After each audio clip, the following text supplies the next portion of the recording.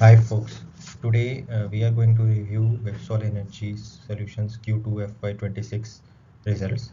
It's a company which is into solar sector. So it basically manufactures solar cells and modules which are used mostly for providing renewable sources of energy. So a quick overview of how the entire module is created, starting from the silicon element. Uh, Firstly, the raw silicon is processed to make a polysilicon, and then this polysilicons are melted to form a silicon ingot, and then these ingots are basically sliced to create the silicon thin wafers.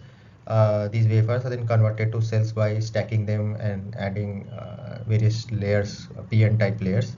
Then these cells are connected and then made into a PV module.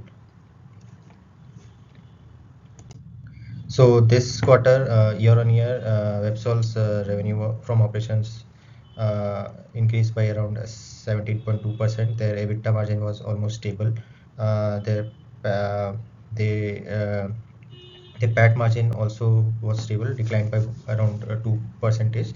No, and they had around they made a PAT growth of around 10.3%. Uh, for H1 FY26 and H1 FY25, they had a 51.7% of revenue growth, and they had a PAT growth of around 74.9%.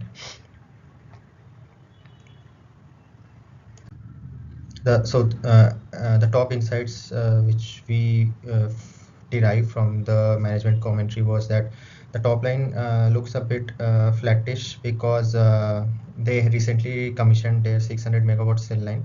They had an existing capacity of 600 megawatt cell line, and they added another 600 megawatt, taking it to around 1.2 gigawatt. So they have commissioned recently, and for that commissioning, for this integration, electrical integration, they had to shut down their production for some time, and because of the festive season in West Bengal, there was some additional impact of logistics slowdown. Uh, Good thing was that the cash flow from operations increased by around 50%, reached 132 CR, so this was good.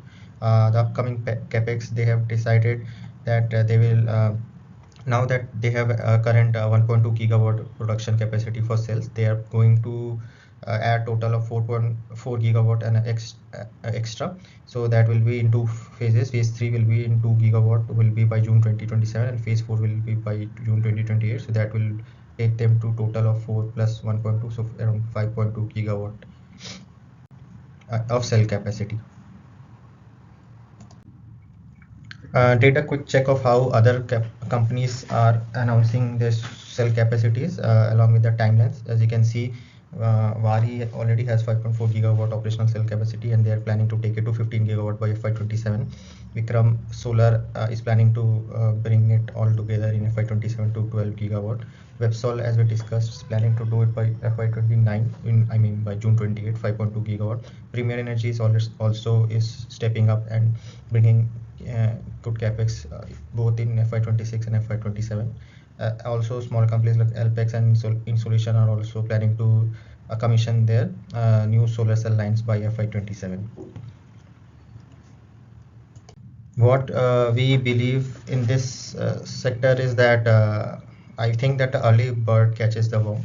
This should rhyme well in this sector because all these companies are focusing more on backward integration from modules to cells to wafers to ingots. This is because each of these companies want to be a one-stop solution to provide renewable energy solutions at low price from directly from the source to the national grid. Moreover, there are a lot of incentives from government to basically grow this industry domestically. They are pushing to incorporate best technology, BESS, battery energy storage systems technology, and the new and renewable energy ministry also is proposing that each of these companies have 10% of capacity stored for grid reliability.